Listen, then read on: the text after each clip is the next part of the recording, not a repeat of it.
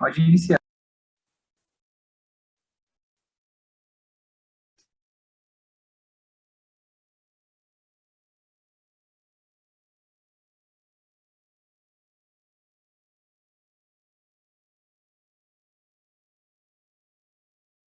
Tá bom? Pode iniciar, doutor. Pode. Boa tarde a todos e a todas os participantes da Conferência Estadual da Advocacia Baiana de 2021.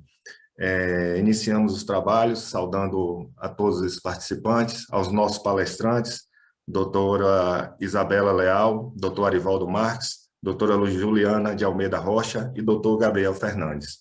Meu nome é Humberto Vieira, sou ex-presidente da subseção de Santo Antônio de Jesus e atualmente conselheiro estadual da OAB. De fato, de início, agradecer ao convite que nos foi feito por Dr. Hermes Hilarião, coordenador desse evento, a quem, nesse momento, a gente parabeniza por esse brilhante evento, né, de magnitude que a gente não tem nem palavras para dizer, mas que muito importante para o momento que a gente está vivendo, certo? E vamos iniciar esse painel 62 com o tema O Novo Normal e os Desafios da Advocacia. Assim, começamos com o primeiro palestrante, que será o Dr. Gabriel Fernandes. Dr. Gabriel Fernandes ele é bacharel em Direito pela Faculdade Rui Barbosa, pós-graduado em Processo Civil pela Universidade do Salvador, Unifax, pós-graduando em Direito Digital pela Escola Brasileira de Direito, EBRAD, graduando em Segurança de Informação pela Universidade de Salvador, Unifax, certificação Direito e Controle em Proteção de Dados pela PUC São Paulo, auditoria interna pela Escola de Auditoria, autor de várias obras acadêmicas na área de Direito Digital, membro da Comissão Permanente de Tecnologia e Informação da OAB Bahia. Doutor Gabriel, a palavra é sua, nós temos 15 minutos. Gostaria de agradecer ao doutor Humberto, né, pela brilhante saudação a todos aqui do evento. Queria saudar ao nosso presidente da OAB Bahia, doutor Fabrício Castro, ao nosso vice-presidente da OAB Nacional, doutor Luiz Viana, nosso porto farol da advocacia baiana. Queria também agradecer a Hermes Larião, nosso diretor tesoureiro, pelo brilhante evento que ele está coordenando e também pelo convite, né, de vir falar de um tema relativamente novo, afinal nós já estamos vivendo esse novo normal há mais de um ano, né? Aí na espera da vacina, eu mesmo ia ser vacinado agora na sexta-feira, mas Salvador suspendeu a primeira dose, eu no meu auge dos 28 anos vou ter que aguardar aí mais uma semana.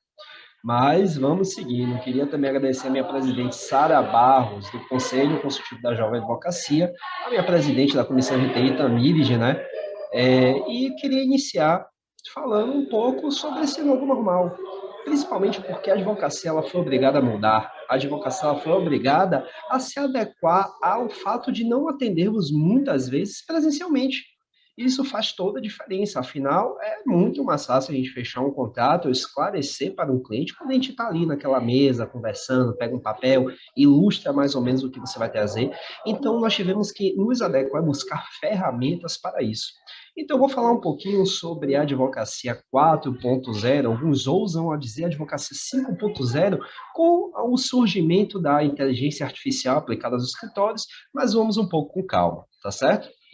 Eu vou começar falando justamente desse contato que se dá com o cliente. Muitas vezes o cliente ele chega a você através do quê? De um meio digital, como o seu WhatsApp.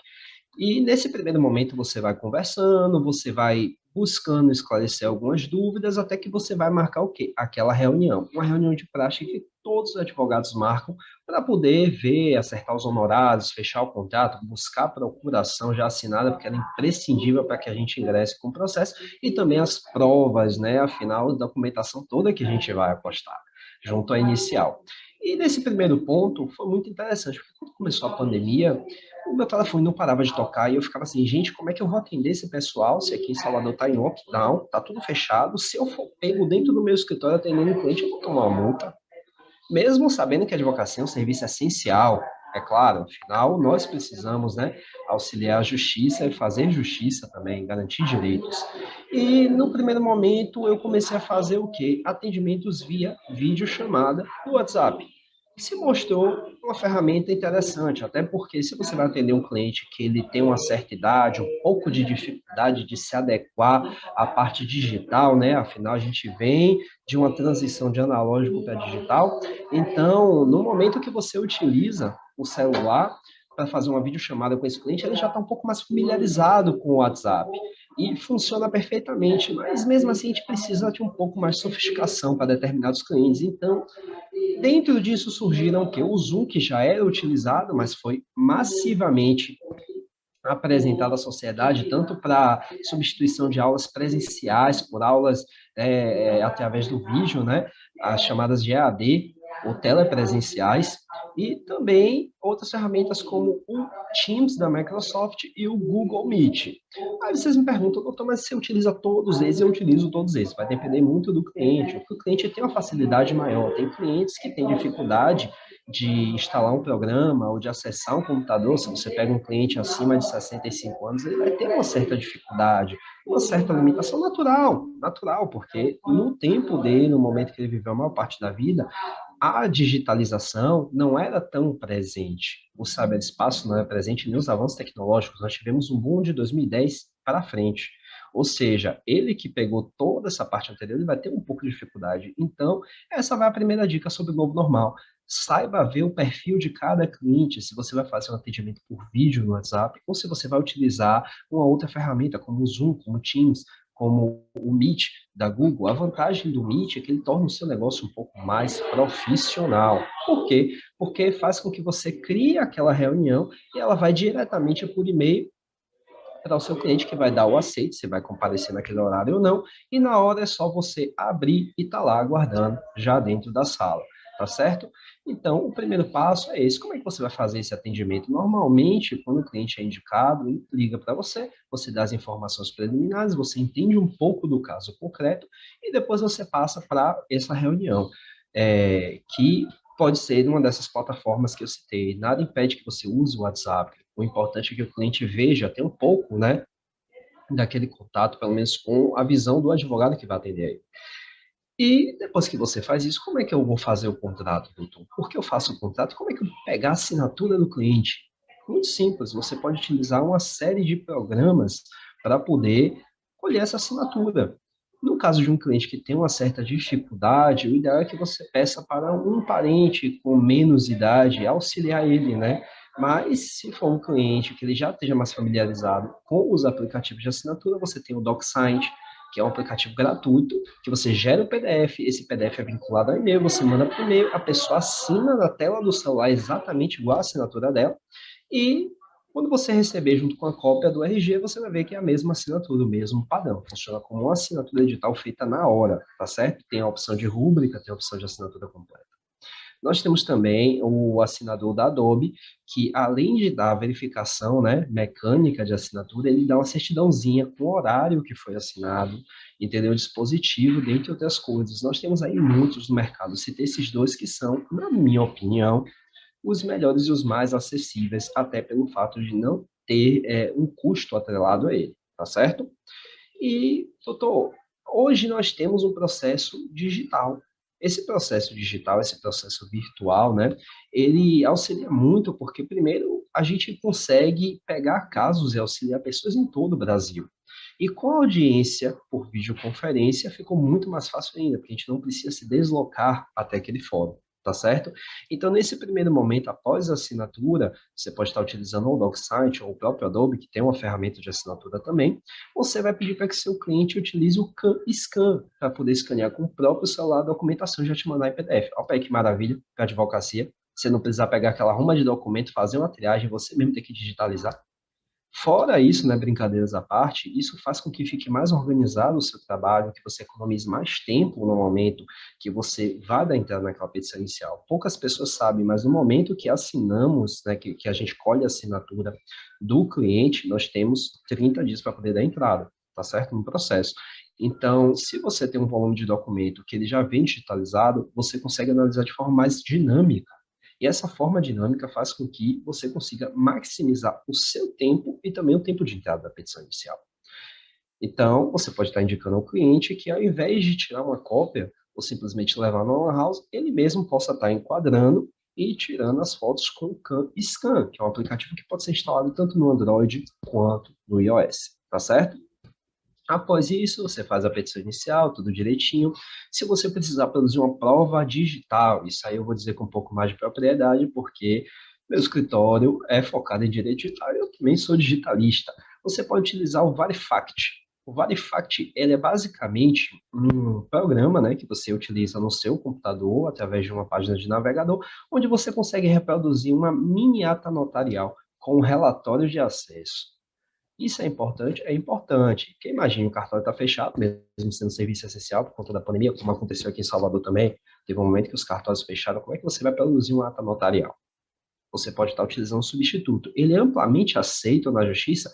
Assim, a justiça baiana aceita, né? A de outros estados depende. Eu sei que o Paraná também aceita, porque tem um processo lá. Eu sei que São Paulo aceita, Rio de Janeiro, Sergipe. Mas isso vai variar de uma região para outra. Mas normalmente, hoje em dia, as provas digitais estão sendo mais aceitas. Até porque o que está ali na rede ele pode sumir. E você tem o risco de perder a prova, inclusive, e prejudicar o seu cliente. Então, vai aí outra dica. Cada licença do Verifact, pessoal, ela custa em média, se eu não me engano, R$ 69,90, tá certo? Então, esse tem um custo que você com certeza vai embutir nos seus honorários, ou você pode cobrar à parte para o seu cliente, tá ok? E passando, nós vamos pelo menos aqui para a realidade da Bahia, nós utilizamos o quê? O Life Size. Life Size eu acho interessante. Ele funciona como um Zoom, só que da justiça. Você vai receber um linkzinho específico que você vai passar para o seu cliente, ele seja de um computador ou seja de um smartphone, ele só vai precisar clicar ali e vai abrir já na audiência. Ele vai se identificar, vai mostrar a documentação dele frente e verso de forma enquadrada, tá ok? Você também, o advogado vai ter que mostrar seu documento de identificação e vai fazer toda a instrução de forma normal. Essa instrução, ela vai ser gravada e ficará disponível no processo, tá ok? E de qualquer forma tem o termo de audiência também que é expedido. Eu costumo dizer que esse novo normal veio para que a advocacia ganhasse um pouco mais de dinamismo. A advocacia sempre foi vista como algo engessado para a maioria das pessoas e muitas vezes não acessível. E o fato de estar cada vez mais digitalizada faz com que as pessoas quebrem um pouco desse paradigma que advogado é aquele tipo de pessoa que você tem que levar muito documento, tem que falar de forma rebuscada. Não, uma das maiores habilidades do advogado é, inclusive, se adequar ao atendimento que ele vai ter que prestar àquela comunidade, tá certo? Eu espero, apesar de ter sido bem corrido, ter trazido exemplos práticos, ter sanado um pouco dessa dúvida da advocacia 4.0, desde o momento de atendimento inicial do cliente até o momento que você ingressa com o processo. E falando sobre a habilidade de adequar a fala, né, ao seu cliente, há a necessidade também de adequar a justiça ao seu cliente.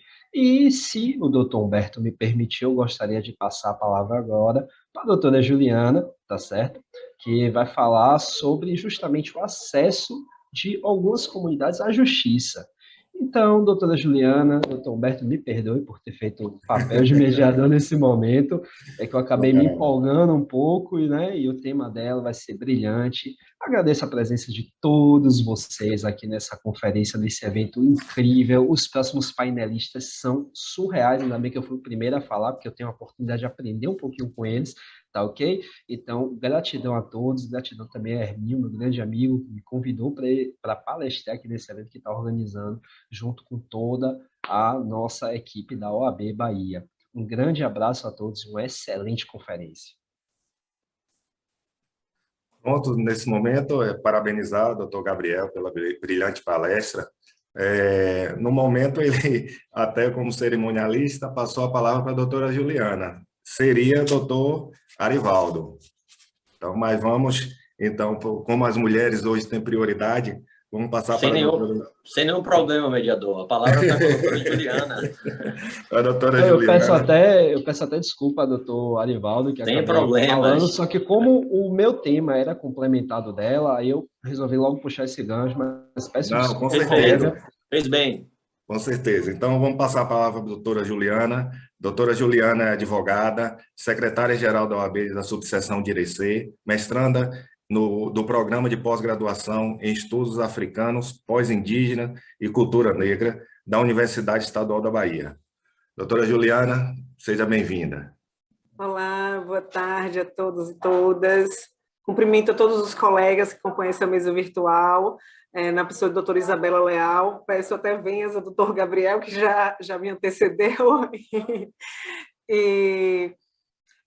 Estendo também os cumprimentos aos que estão nesse momento nos assistindo e acompanhando a esse painel. E na pessoa do presidente da nossa subseção IRC, o presidente Jacques Garafa, a quem manifesto uma honra imensa de poder representá-lo, assim como a todos os colegas da subseção IRC. E cumprimento Hermes Hilarião, meu amigo Herminho, para enquanto todos os diretores da ordem também. E assim, quando o Hermes ele me trouxe o convite e falou sobre o tema do painel, o novo normal e os desafios da advocacia. Eu pensei, que tema escolher diante de tantos novos desafios que a pandemia nos trouxe? E aí, eu pensei que não poderia trazer nada que fosse distante do que eu milito, que não podia ser também somente um conteúdo teórico, e ao mesmo tempo, trazer questões à baila questões que nossa classe vivenciou, que nossa subseção vivenciou e que tenho certeza que os demais advogados também vivenciaram, é claro, em situações diferentes, com clientes que são diferentes, porém, também situações que se assemelham, e servindo de base, claro, para os demais e até mesmo para todo o Brasil, que é como o doutor Gabriel até falou, seu mestrado me parece bem interessante. E aí a gente estuda questões regionais, doutor Gabriel, só que a gente estuda questões regionais justamente para que a gente possa trazer voz a quem nunca teve voz, e a gente traz isso para que se expanda para o Brasil todo. Um estudo regional sobre escravidão, na região de Irecê, sobre escravidão no sertão, e, ao mesmo tempo, a gente traz isso para o Brasil. Enfim. Então, trazendo dessa perspectiva do mestrado, eu também trago a perspectiva da subseção Irecê para toda a classe da advocacia. Enfim. E, então, o tema escolhido foi acesso digital à justiça em comunidades do sertão baiano.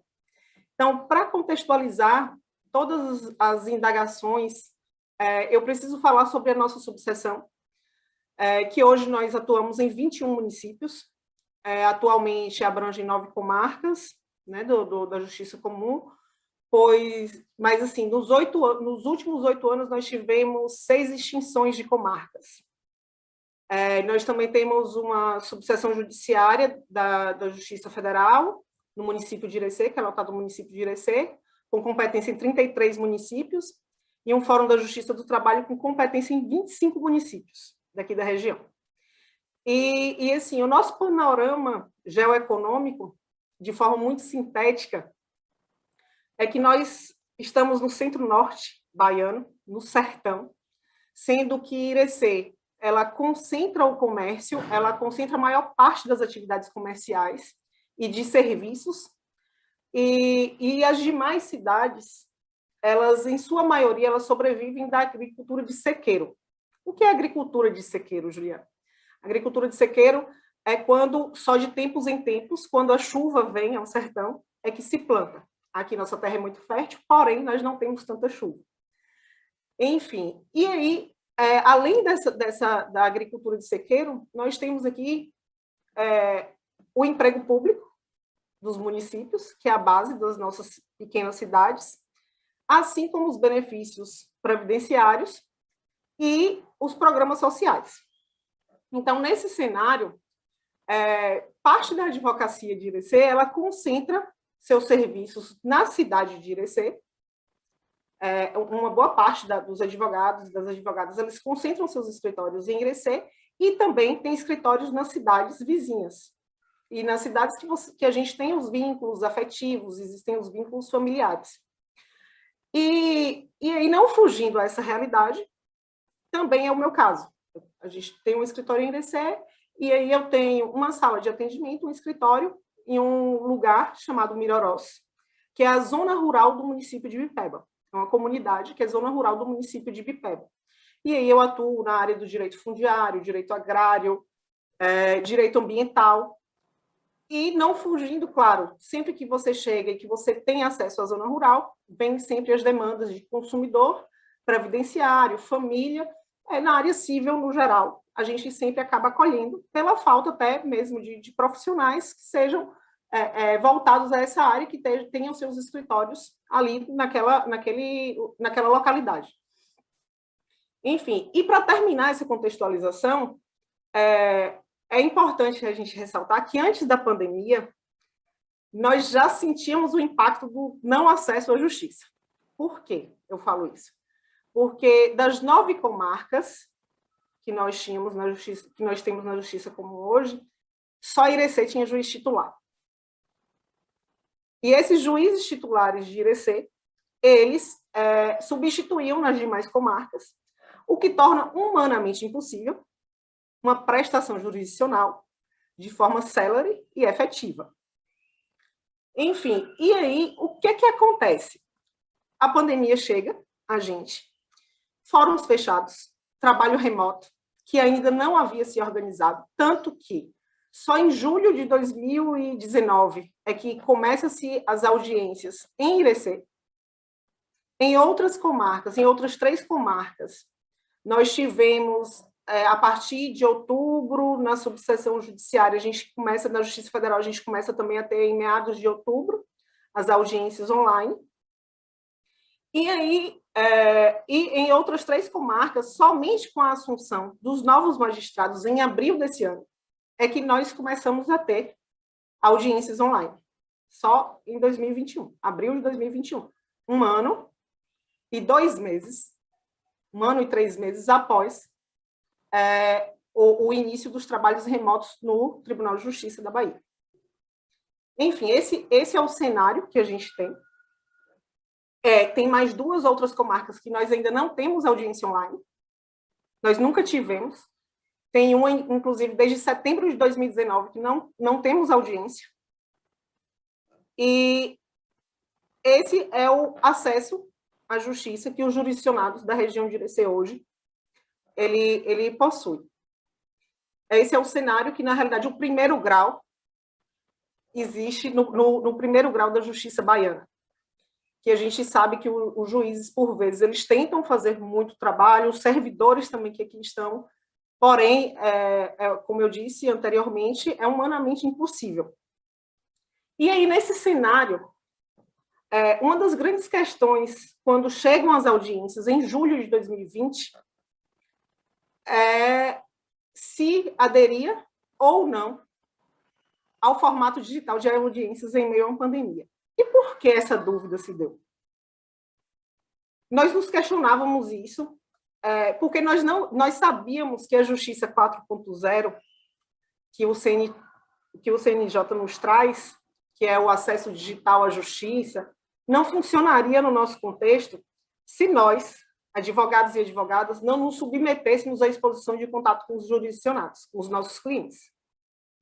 Porque a nossa realidade, especificamente no município de Ibipeba e Gentil do Ouro, nos quais eu tenho um contato maior e tenho uma inserção maior de trabalho, e que tem um vínculo também com a zona rural, 50% da população, a média, isso dado do IBGE, do último censo, 50% dessa população, ela possui uma renda per capita menor, a média de 50%, menor que meio salário mínimo.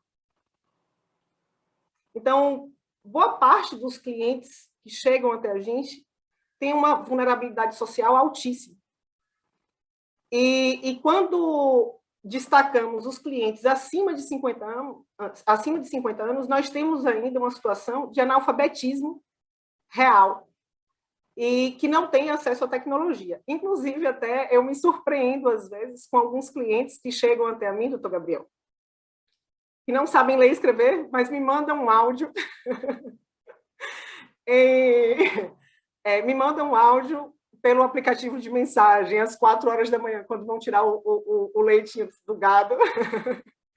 E aí eles me mandam, às vezes, mensagens. E, assim, existe também algumas facilidades de acesso, né, que a tecnologia nos trouxe. Eles não sabem, por vezes, ler e escrever, alguns idosos, porém, eles já sabem manusear o aplicativo de mensagem, que é o WhatsApp. E aí, aliado a essa capacitação, a essa condição de capacitação para lidar com a tecnologia, nós temíamos também sobre questões de garantia do acesso à internet, tanto pela condição social e pela qualidade da nossa internet, que, diga-se de passagem, temos muita dificuldade na cidade de Irecê, quiçá na zona rural. Então, a única saída que nós encontramos foi trazer o cliente para o nosso escritório. E, em meio àquele receio todo de contaminação, a gente não tinha tanta informação sobre o vírus, a gente não tinha além de tanta informação, nós tínhamos o medo real, e foi bem no período que começou-se a intensificar aqui na região a proliferação do vírus. Então, esse temor, ele aconteceu, e muitos colegas, eles deixaram de fazer audiência e aderir às audiências online, para que nós, por receio e por medo, né? E também por essas questões que eu ventilei.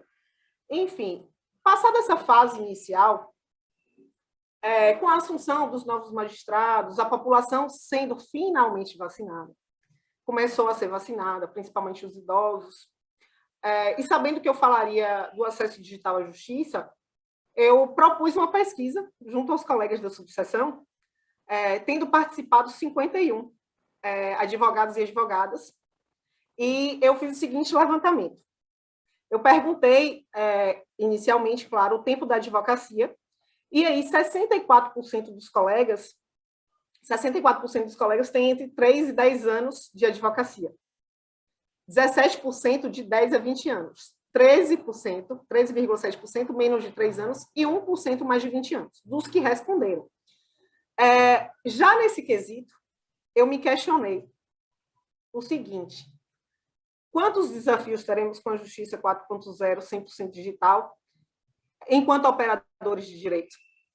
Os colegas, aí a gente olha, os colegas que têm mais de 20 anos de carreira, que chegaram junto ao balcão durante tantos anos e que não tiveram tanto acesso à tecnologia, que têm experiências brilhantes e que podem compartilhar tanto com nós, que somos jovens.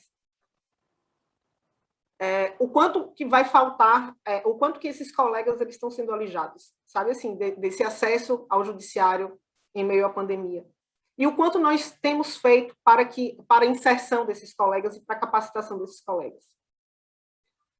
Outra situação também que eu me questionei, quando logo nessa primeira pergunta, e a jovem advocacia, que por vezes sai da faculdade e não sabe manusear o PJE ou o Projude.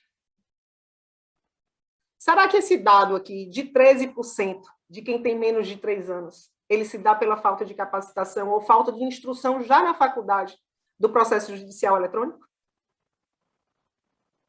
Então, esses foram os meus primeiros questionamentos quanto a essa breve pesquisa que eu fiz aqui junto à classe.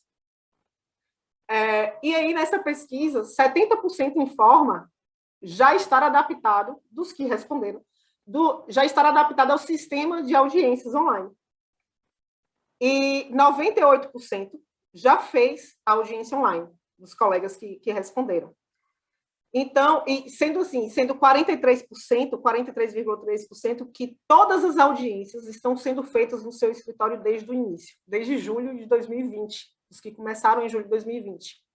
E somente 13% nunca utilizaram seus escritórios para realizar uma audiência, nem para realizar a audiência. E 43% usaram de forma mesclada, a depender do cliente.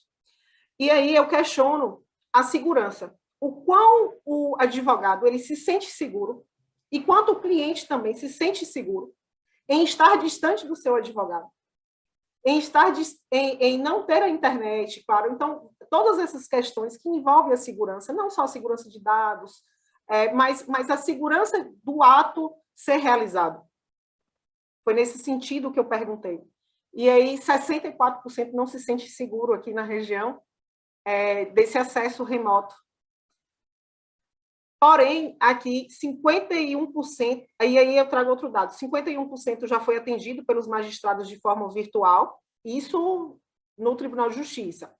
E o mesmo número se apresenta no balcão virtual. Aí, doutor Gabriel, uma situação bem interessante, como aqui no interior a gente tem esse acesso, as relações, elas acabam se aproximando, a gente, como advogado, os servidores têm os nossos contatos para facilitar o acesso, a gente tem o contato dos servidores, o contato pessoal, então, assim, 85% disse que já foi atendido pelos servidores por meio de aplicativo de mensagem, o WhatsApp. E aí eu penso, por que nós ainda não instalamos nas comarcas o WhatsApp institucional? Essa é uma questão, porque é fácil acesso, e todo mundo já é uma realidade adaptada no Brasil. A gente, claro, tem todas as questões de segurança dos dados e tal, mas assim, a gente tem que pensar em formatos que também facilite esse acesso. Facilite o acesso tanto do servidor quanto da advocacia e também dos jurisdicionados. Quer dizer, o meu cliente lá, que não sabe ler e escrever, ele pode também mandar uma mensagem de áudio. Ele sabe mandar uma mensagem de áudio por vezes. Então, a gente pode também pensar nesse formato de facilitar. Por exemplo, você falou do meeting, a gente tem o Zoom, a gente está aqui agora, inclusive, utilizando o Zoom.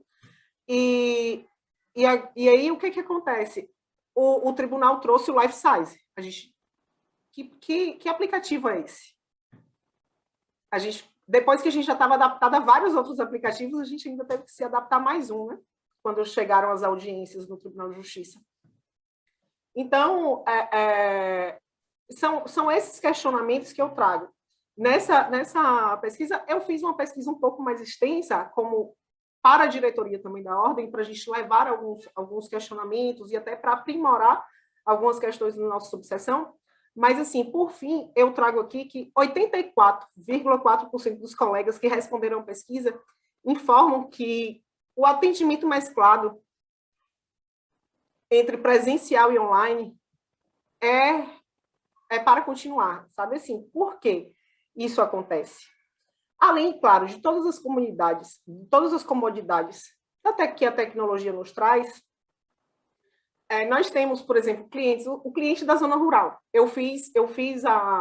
Essa semana eu fiz algumas audiências online lá na sala de atendimento em Mirarós. Fica a 100 quilômetros de Irecê, estrada de chão, não há estrada asfaltada.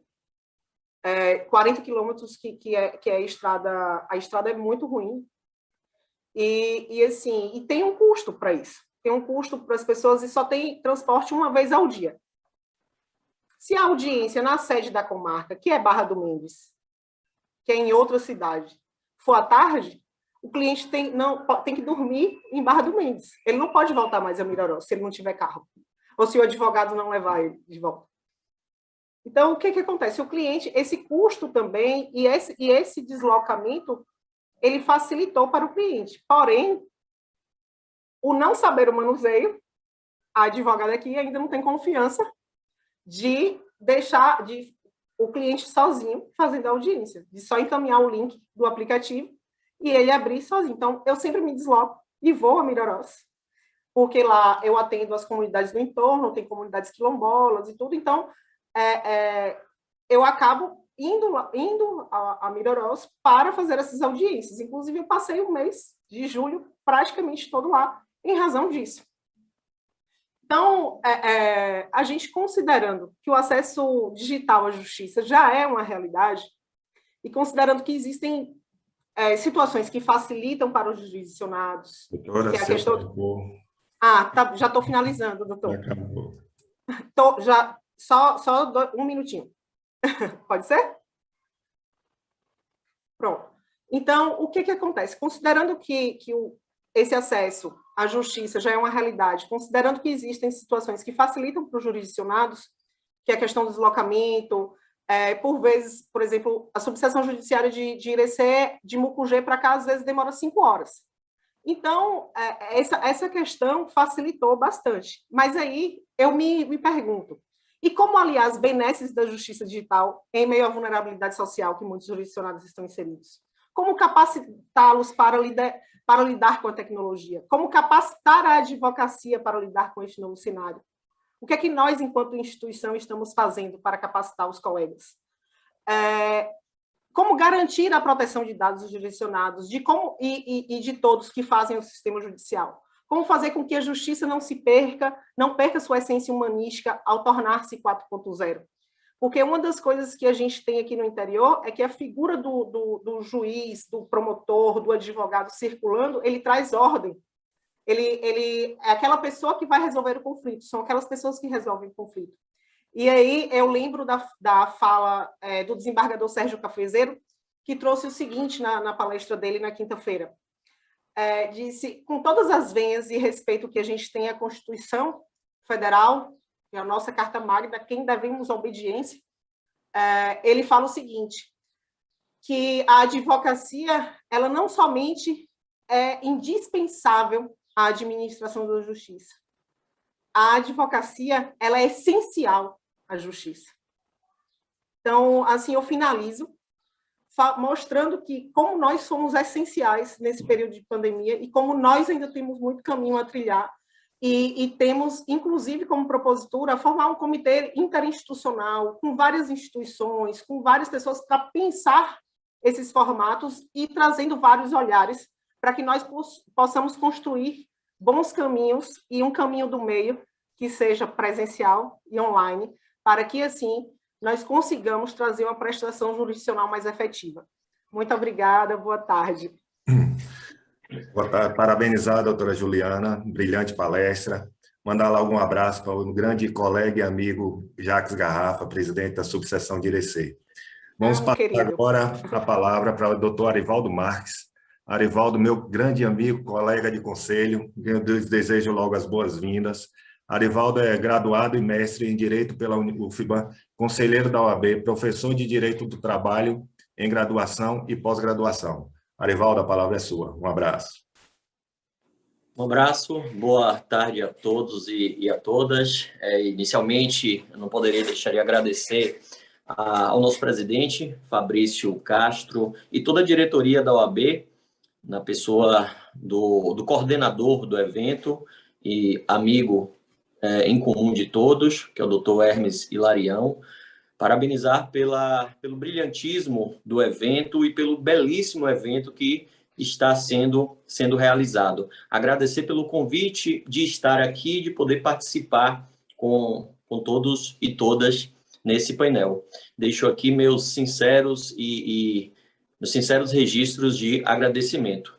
Cumprimentar também aos colegas e todas e todos que estão aqui, a doutor Gabriel, a doutora Juliana, da nossa subseção de Irecê, a doutora Isabela, e também ao mediador e meu dileto colega de conselho, doutor Humberto.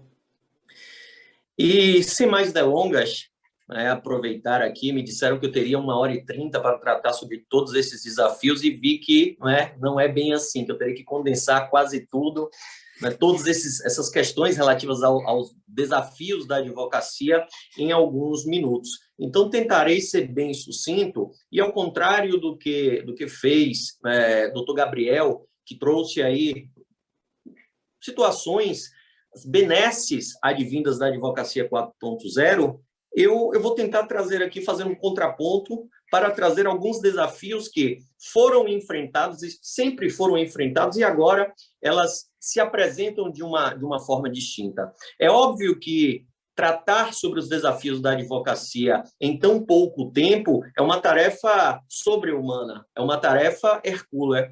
Então, o que eu decidi aqui? Trazer, doutora Isabela, 2 desafios que são enfrentados pela advocacia. Talvez, até se eu conseguir aqui, incrementar com mais um terceiro desafio, que é enfrentado por toda a advocacia.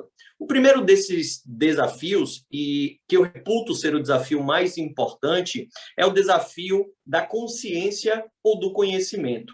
E o que eu quero dizer com isso? A advocacia, ela precisa ter a consciência da sua importância, da sua relevância para a sociedade, para o Estado democrático de direito. Todos nós sabemos que a advocacia ela é indispensável à administração da justiça. Todos nós sabemos que nós, advogadas e advogados, somos invioláveis por nossos atos, por nossas manifestações, quando no exercício da nossa profissão. Não estou criando, inventando isso, está lá no artigo 133 da Constituição. O que nós precisamos ter em mente, nós, a advocacia, é a busca da efetivação dos nossos direitos. Uma das formas que nós temos para efetivar nossos direitos é, sem sombra de dúvida, conhecê-los. É necessariamente conhecer esses direitos em sua plenitude. Direitos desconhecidos, e aqui, doutor Humberto, eu não falo em desconhecimento do direito quanto à sua existência ou não, mas conhecer o direito em relação à sua extensão, em relação ao seu alcance, em relação, inclusive, ao seu significado. Porque um direito desconhecido, sem sombra de dúvida, ele é inefetivo. Eu me lembrava, quando eu fiz meu mestrado e apresentei a dissertação, em que eu analisei muito a questão dos direitos fundamentais, eu vi Bobbio falando na era dos direitos que o problema dos direitos da humanidade não são mais uma questão de justificação, não é mais uma questão de justificação, mas sim de proteção. Eu me ouso, né, diante de toda a minha pequenez aqui, a discordar em certo ponto dele, porque existem sim alguns direitos que ainda necessitam ser justificados. Ninguém aqui, doutor Humberto, vai negar que nós temos assegurado pela Constituição, por exemplo, e apenas para trazer a minha fala mais um pouco para a realidade, deixar de teorizar tanto, que a Constituição nos assegura o pleno exercício dos direitos culturais. Mas será que todos nós sabemos a extensão desse direito? Será que todos nós sabemos o alcance desses direitos culturais? Será que todos nós sabemos, ao mínimo, o significado desses direitos? Basta olharmos ao nosso redor e vermos a situação da cultura do nosso país, da preservação da cultura, especialmente do nosso país. E aí, eu quero fazer um link, quero fazer uma interseção de tudo isso com os nossos direitos fundamentais, nossos da advocacia, que são as nossas prerrogativas. Se a cidadania, se a dignidade precisam dos direitos fundamentais para se materializar, nós, advogadas e advogados, precisamos das nossas prerrogativas para termos o pleno exercício da nossa profissão, para termos garantido o pleno exercício desta nossa profissão. Sem eles, sem essas nossas prerrogativas, não há como se ter um pleno exercício da nossa profissão. E daí a necessidade, e daí a ideia desse desafio da consciência da nossa importância, e o desafio também do conhecimento, que é o conhecimento dos nossos direitos. Repito, mais uma vez, que direitos desconhecidos são direitos inefetivos. Esta é a importância que a gente quer e tenta destacar. E um segundo desafio, a que eu passo a tratar com vocês, é o desafio da preparação. O doutor Gabriel trouxe aí, e a doutora Juliana também falou sobre isso, sobre as questões, né, toda a melhoria trazida por essa advocacia 4.0, as facilidades que a advocacia passou a ter. E eu não discordo. Agora, a advocacia ela precisa hoje estar preparada de uma forma diferente. Se antes nós íamos para uma audiência e nos preparávamos apenas para conhecer, né, conhecendo a causa, conhecendo a fundo o problema do nosso cliente, aquele problema em que nós estaremos inseridos no processo, nós estávamos iríamos uma audiência preparados para combater talvez um abuso de autoridade, doutor Humberto, seja de um juiz, um magistrado, do membro do Ministério Público ou do delegado. Os desafios agora passam a ser outros. A nossa preparação passa a exigir outros pontos de vista.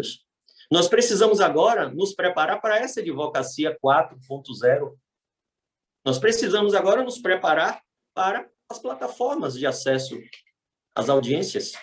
Não bastassem as plataformas ou os sistemas de peticionamento já existentes, ESAGE, PJE, e tudo mais, DOC, que nós tínhamos, não é? Já trazia uma certa confusão. Agora, nós nos deparamos com uma infinidade.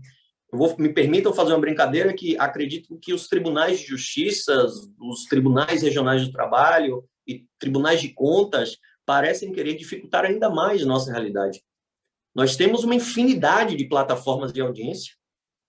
Se você vai ao Tribunal de Contas dos municípios, você utiliza uma plataforma. Se você vai fazer audiência nos juizados, a plataforma é uma outra. Se você passa para a audiência no Tribunal do Trabalho, a audiência é completamente distinta, é uma outra plataforma. Então, um advogado se sente perdido. Então, se ele não se prepara também para essa nova realidade, ele se perde.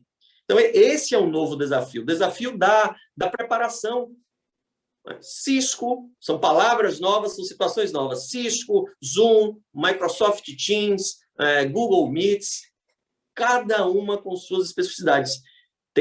Meu pai é advogado, meu pai já há bastante formado, já começou a atuar em 87, 88, então há bastante tempo, e eu vejo toda a dificuldade, foi uma realidade trazida por doutora Juliana, toda a dificuldade que ele tem hoje, doutor Humberto, para poder advogar. Então, é um desafio que não pode ser desconsiderado. Acredito até, doutor Gabriel, que é um desafio que será superado, obviamente será superado, mas que no início ele não pode ser desconsiderado. Então, esse desafio é um desafio que se apresenta de uma forma, para mim, muito clara e precisamos, sim, verter nossos olhos, nos debruçar sobre essa circunstância para não alijar muitos desses advogados que têm a contribuir, como disse a doutora Juliana, de todo todo o processo judicial existente. E, por fim, falei em 2 desafios, eu vou trazer um terceiro de forma muito breve, tratando também, pegando um gancho daquilo que disse um pouco o doutor Gabriel e a doutora Juliana, que é o desafio do relacionamento. O desafio do relacionamento, especialmente com o nosso cliente. Advogados e advogadas precisam ter nesse relacionamento com o cliente um cuidado mais especial. O cliente bem atendido, o cliente satisfeito é um especial cartão de visita para qualquer advogado. Muitas vezes, mesmo não ganhando a causa desse cliente, muitas vezes nós mesmo não conseguindo dar ao cliente aquilo que ele espera, até porque todo o processo é um risco, nós não prometemos sucesso e êxito, mas o cliente, ao ver todo o seu empenho, ao ver sua dedicação, principalmente a sua atenção, os clientes hoje precisam dar atenção porque eles têm aquele problema como o único problema da vida dele, o mais importante. Enquanto nós somos condutores, gestores de problemas, somos os técnicos que estamos ali abraçando esse cliente, falando, olha, vamos tentar resolver da melhor forma possível. Só que esse abraço hoje, doutora Isabela, é um pouco difícil. O atendimento é virtual.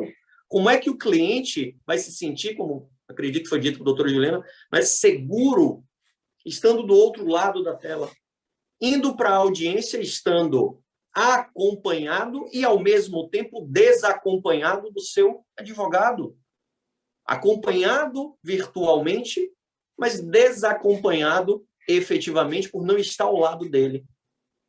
Então, esta relação, esse desafio do relacionamento é um terceiro desafio que eu coloco aqui. Volto a repetir, eu acredito que todos esses desafios serão superados, mas são desafios que, neste momento de início de todo esse novo normal, como muitas pessoas preferem denominar, eles não podem ser ignorados. Então, são esses 3, de vários outros. Como eu disse, poderíamos aqui passar semanas, talvez meses, debatendo todos esses desafios existentes e que tenho certeza, sim, que serão, um por um, superados. E acredito que, sabendo usar essas novas ferramentas e todo esse aparato tecnológico e a realidade tecnológica que foi antecipada em virtude da pandemia, todos nós temos a ganhar. Só precisamos ter certa calma, não ultrapassar, não querer colocar, como se diz, né, na minha terra, e é um ditado interiorano, não querer colocar a carroça na frente dos bois. Benito de Paula, para terminar, Benito de Paula e Paulinho da Viola, né? E Paulinho da Viola uma vez fez uma música, ele fez uma música para Benito de Paula, em que, vendo Benito de Paula fazer todas aquelas transformações no samba, ele disse, né, olha, calma lá, eu aceito o argumento, mas não altere o samba tanto assim, né? Calma lá, eu também aceito a tecnologia dentro do judiciário, mas, né, não tentemos atropelar e fazer as coisas de forma assodada para que isso não cause um prejuízo ainda maior, não só à advocacia, mas também aos jurisdicionados. Fico aqui agradecendo mais uma vez o convite, agradecendo poder fazer parte desse painel com todos esses, né, colegas, doutora Isabela, doutora Juliana, doutor Gabriel, né, meu colega de conselho, doutor Humberto, muito obrigado mais uma vez. Devolvo a palavra ao nosso mediador, doutor Humberto. Parabéns, doutor Arivaldo. A gente que agradece a sua presença e o seu conhecimento, brilhante palestra. Vamos passar agora para a palestranda, a doutora Isabela Leal. Doutora Isabela, ela é comunicóloga, advogada criminalista, palestrante, autora de obras jurídicas, mestre em políticas sociais e cidadania, especialista em ciências criminais, penal, processo penal, tributário e previdenciário, professora de Direito Penal e Processo Penal em pós-graduação, graduação e em cursos para OAB e concurso. Doutora Isabela, seja bem-vinda. A palavra é com a senhora agora. Muito obrigada. Eu quero já agradecer, né? Primeiro, boa tarde a todos e a todas. Primeiro, eu quero dizer que é um prazer imenso compor esse painel com essas feras, né? Que são colegas que estão aqui comigo. Para mim, é um desafio poder estar fechando, depois de tudo isso que a gente escuta, né? Eu agradeço também pelo convite, é uma honra poder participar de um evento tão grandioso, parabenizar e agradecer ao presidente da OAB, a todos os diretores da Ordem, em especial ao doutor Hermes pelo convite. Bom, e aí a gente passa para o nosso tema, né? Para fechar o nosso tema, o novo normal e os desafios da advocacia.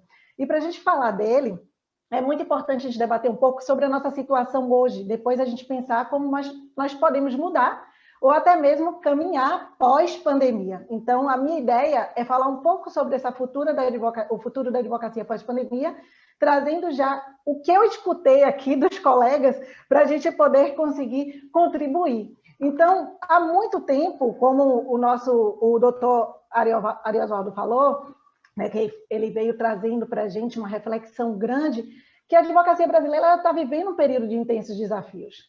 Nós temos no quadro da OAB mais de 1 milhão de advogados e, segundo a gente tem aí, a estimativa é que esse número vai dobrar em menos de 2 décadas. Então, em um cenário de alta competitividade, só vai ter êxito quem tiver mais qualificado e melhor posicionado no mercado. Mas quando eu digo posicionado no mercado, é quem está acompanhando e sabendo adaptar as mudanças. Então, eu não sei se vocês já pararam para pensar para onde está caminhando a nossa advocacia. Eu não sei qual a radiografia que vocês estão fazendo hoje no direito como um todo. Eu sempre trago a sardinha para o meu lado, né? O direito penal, que é a minha área, mas na minha avaliação, o que eu posso dizer é que a gente nunca viveu uma crise tão forte de identidade que veio, inclusive, piorar com a pandemia. A gente teve lados positivos e a gente também teve situações, porque a gente está em meio a uma crise. Hoje nós vivemos uma crise no executivo, crise no legislativo, crise no judiciário, e essa crise acaba desembocando no direito e, consequentemente, recai na advocacia.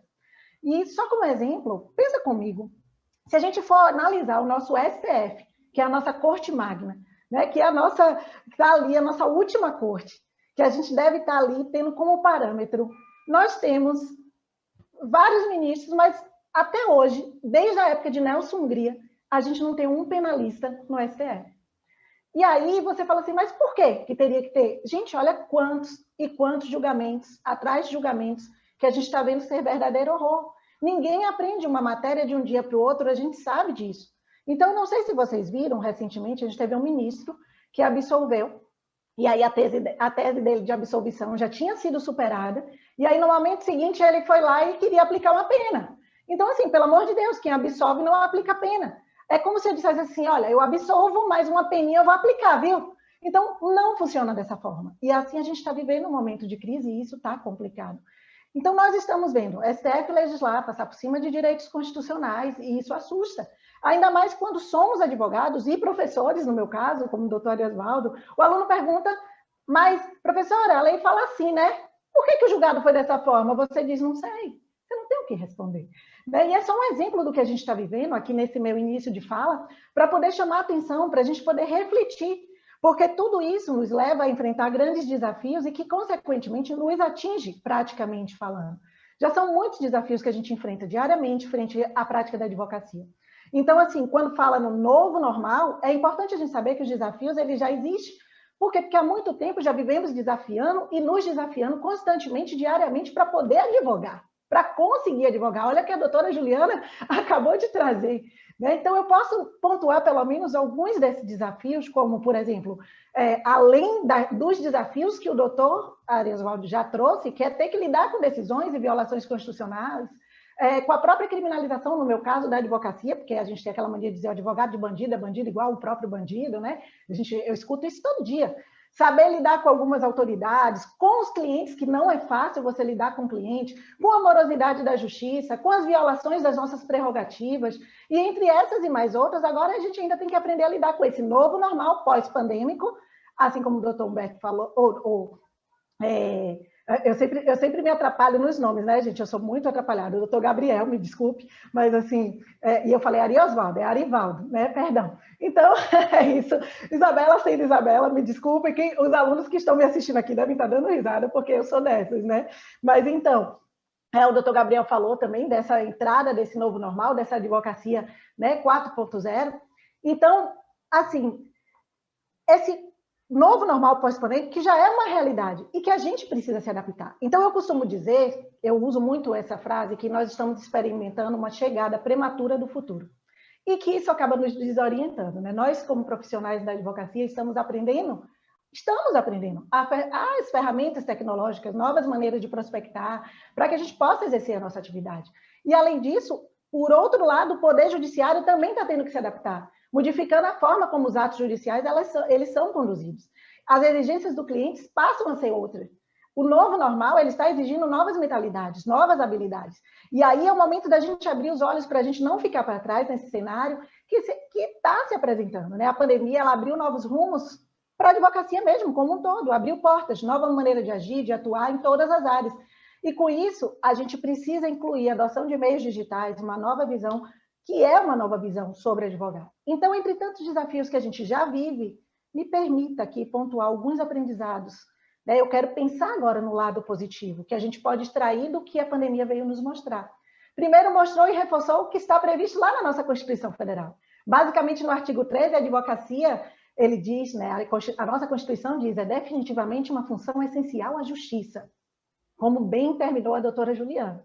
Então, antes da pandemia, muitos ainda não compreendiam como a advocacia era exatamente algo essencial à administração da justiça. Já até entendia, mas não compreendia. Hoje a gente sabe que sim, nós, advogados, somos fundamentais para pleitear direitos, para garantir o cumprimento das leis e lutar por uma sociedade mais justa, também igualitária. Tudo parou, presta atenção, mas não ficamos parados. Nós, ao contrário, apesar dos prazos suspensos, os atendimentos, as demandas continuaram. Nós, advogados, somos elementos que funcionamos a justiça. E através do processo ou de diligências extrajudiciais, não sei, nós conseguimos garantir direitos. Por exemplo, hoje a gente está vendo muito aqui, nessa época de pandemia, né, atendimento médico e assistência hospitalar, que está sendo necessária, mas também o direito de pleitear alimentos, de interromper uma prestação em caso de uma impossibilidade financeira.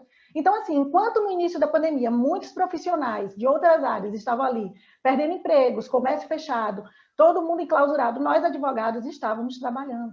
Mesmo com as restrições de convívio, obviamente, aqueles que souberam fazer o trabalho acontecer, que soube se adaptar. E aí, a nova realidade chegou. O home office veio para ficar. O home office veio para ficar. Que antes existia, mas era inibido. Né? Mas para alguém que estava, por exemplo, doente, estava se recuperando, a gente via ali. Hoje, não. Hoje a gente está vendo atendimentos, a gente está vendo reuniões online. É a nossa realidade. Antes era possível a gente adotar os recursos virtuais, mas a pandemia deixou tudo isso necessário e evidente. Então, nós temos que extrair o lado positivo diante da crise. Ou seja, o que é que a gente ganha com isso na advocacia? Praticidade, né? Como bem falou aí o doutor Arivaldo, conforto, agilidade, porque hoje, por exemplo, não precisamos nos deslocar, passando horas e horas em um engarrafamento no trânsito. Além da gente otimizar nosso tempo, é muito mais prático, é muito mais eficaz. Então, por exemplo, eu corria igual uma louca para poder fazer audiências, entre aulas, atendimentos, e hoje eu consigo fazer muito mais coisas que eu fazia antes. Óbvio que aqui na seara penal, como eu atuo, eu posso dizer para vocês que tem sido um pouco mais difícil, porque é uma área que demanda diligências presenciais mais forte. Olho no olho, na audiência é diferente, né? A gente precisa disso, a visita no presídio. Hoje a gente está com agendamentos para fazer isso. Não parou, mas assim, a nova realidade, os atendimentos online, as audiências online, né, ficou mais fácil, facilitou a nossa vida. Apesar de que, você pode dizer assim, mas e se o cliente quiser um presencial? É só marcar um presencial. Se for realmente necessário, um cafezinho, um bate-papo mais aí, um olho no olho, ou se o cliente assim exigir, é como eu tenho feito. O cliente exige, eu vou. Se o cliente não exige, eu não preciso ir. Eu marco da forma que eu posso, fica mais fácil para mim, fica mais fácil para ele. E aí, outra pergunta que eu sempre recebo muito é que uma realidade também que já existia na pandemia, mas veio, né, e a própria pandemia veio impulsionar muita gente a enfrentar o medo de iniciar sem ter um escritório para advogar. Eu vejo muitos alunos hoje, eu sou professora, né, principalmente professora de prática da advocacia, e eu vejo muitos alunos falando que não tem como começar porque não tem dinheiro para começar com um escritório. A gente aprende desde cedo que a gente precisa ter um escritório bacana para poder atender nossos clientes, mas estamos longe de precisar de um escritório para advogar. Nós precisamos apenas de uma boa internet e um bom computador, e a pandemia veio reforçar isso para a gente. É dizer, você é onde acontece a sua advocacia e nada mais. A sua advocacia é você. Você é o empreendedor, você é a sua empresa. A gente tem que pensar nisso. Qualificar, né? Se qualificar, se capacitar em habilidades essenciais para que um bom profissional da área jurídica seja você, o seu escritório. Porque você estará com o seu escritório em você em tempo real. Se você parar para entender isso, se você entender que a advocacia acontece em você, tudo vai se acalmar e vai ficar mais fácil de andar. Ah, mas e se o cliente quiser me encontrar em algum lugar? Marque com ele. Hoje, existem salas virtuais, você paga ali por hora para poder atender. Existe sala de OAB no fórum. Existe parcerias que você pode fazer. Então, nada disso, não tem dificuldade. Há muito tempo o escritório não é mais necessário para o exercício da advocacia. Você pode até ter, mas você não precisa de um para advogar, entende? Então, assim, seus arquivos, seus documentos podem e devem ser armazenados em um software, em uma nuvem. São nossos arquivos no mundo virtual, que já é a nossa realidade hoje. Então, registros, agendamentos, prazos, a organização de escritório de um modo geral, tudo no mundo virtual, sua advocacia vai dispensar gavetas e armários que já fazem parte. Aqui, vamos combinar de um passado. Para quem está iniciando hoje, então, né? Então, você tem a possibilidade de acessar seu trabalho de qualquer lugar, a qualquer hora. Você sempre vai estar no seu escritório. E assim você consegue trabalhar, seja em home office, direcionar os custos que você, inclusive, poderia ter com aluguel, com uma aquisição de uma sede, né? Infelizmente, com a pandemia, muitos escritórios de advocacia fecharam, ficaram totalmente sem receita. Eu vi muitos colegas, muitos amigos, né, deixaram de advogar mesmo. Por quê? Porque esqueceram a sua vocação no escritório. Não souberam lidar com as mudanças. Mas se eles tivessem entendido o que eu acabei de falar para vocês agora, que a sua advocacia acontece em você e não no escritório, talvez muitos fechamentos e desistências tivessem sido evitados. Hoje, você advoga onde estiver, independentemente de estrutura física. E se seu cliente sabe disso, basta se comunicar, como a doutora Juliana trouxe, né? Ela arrumou um jeito de se comunicar com aqueles clientes que estão da zona rural, ou seja, a advocacia não parou. E você, o seu cliente vai saber que a sua advocacia não parou e que pode contar com você mesmo em meio à crise, mesmo sem sair de casa. Claro que ele vai lhe dar preferência. Por quê? Porque ele vai saber que você é um profissional atentado e que já solucionou o problema do tudo está fechado. Então, clientes vão atrás de quem inova, de quem dá atenção, mesmo em meio ao caos. A pandemia também veio mostrar isso. Nós precisamos estar onde o cliente está. Se ele está em casa e nós também, que assim seja. Prepare o home office e atende. Já foi. Capacidade de inovar, de sair na frente durante as crises, é uma das características do profissional moderno e corajoso, nesse novo normal. E tudo isso mostra a sua preparação estratégica, né? E tem que ter também o amor pelo que faz. E aí eu pergunto para você, quem não vai te contratar? E, por fim, para não me prolongar tanto, eu quero que vocês entendam que a advocacia ela é sem fronteiras. Mais do que nunca, nós podemos advogar em qualquer lugar hoje do nosso país. A pandemia, a gente viu, diminuiu as correspondências jurídicas, ainda existe, sim, né? Mas para o advogado, por exemplo, do Rio de Janeiro, ele vai estar em qualquer lugar do Brasil se ele quiser se preparar para isso. Daí, se ele se preparar para isso. A pandemia obrigou os tribunais a adotarem os recursos tecnológicos para viabilizar aí o exercício da nossa profissão, que é essencial à justiça, e que fez com que todos nós ganhássemos também. Agora, com as audiências que são virtuais e possivelmente novos paradigmas reestruturarão também a legislação, que também aos poucos vai ter que se adaptando. Para quê? Para acolher esse novo normal da advocacia, de um judiciário informatizado e que utiliza mecanismos virtuais, porque precisa, é necessário, é obrigatório hoje. Para quê? Para prestar serviço à administração da justiça. Eu acredito que agora nós estaremos em uma espécie mista, sabe? Metade, metade, que iremos permanecer como um atendimento híbrido. Eu acredito que não vai haver retrocesso. Eu penso no futuro hoje, pós-pandêmico, no uso das audiências, de diligência, de sessões de julgamento virtuais. Eu acredito que isso vai ser inserido.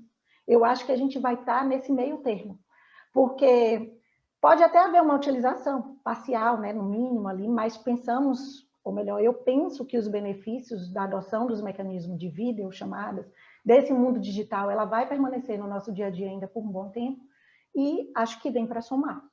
E aí você deve estar se perguntando, e as diligências? Como manter um contato com o judiciário? Porque isso também são perguntas que eu recebi bastante. E é óbvio que o tete-a-tete, né, ainda é essencial, você está cara a cara, mas o que muitos não sabem é que hoje você tem outras formas de diligenciar e tem dado certo. A doutora Juliana trouxe aí um WhatsApp que não é institucionalizado, mas que já é uma ideia, né, que já pode se pensar. Hoje você pode diligenciar por ligação telefônica, eu faço muito isso, com o número de atendimento da vara, que inclusive está disponibilizado no tribunal competente da sua demanda. É só você olhar no site. Você pode requerer informações, inclusive, a respeito do andamento processual da vara. E sabe uma coisa que muita gente não sabe? Que você pode, inclusive, formalizar seu pedido através do e-mail hoje, de atendimento da vara, que também está disponibilizado através do site do tribunal. Você pode encaminhar, através desse e-mail, todos os dados do processo, cópia da sua carteira da OAB, o seu requerimento de providências. Eu faço isso direto. Eu também advogo em outros estados. E tem dado super certo. E a pandemia veio melhorar, porque antigamente não dava, não. Hoje, essa atenção, ela está maior em relação a isso. Então, não vou me prolongar, não. Eu quero fazer uma reflexão para poder finalizar, porque eu sempre gosto de deixar as pessoas pensando, né? Eu gosto que a gente possa refletir. A pandemia ela ainda não acabou. E nós, advogados e advogados, né, o que é que a gente pode concluir nesse período? Diante das considerações que eu trouxe para vocês aqui, a gente pode observar que a advocacia, apesar dos ajustes que sofreu, na sua grande maioria, foi positivo. E para nós, advogados, trouxe novas perspectivas de atuação, de atendimentos, de aumentos nas possibilidades de prospecção de cliente. A internet, o Instagram, hoje é uma realidade. O marketing jurídico hoje está vindo muito forte, que já é tema até para outra palestra.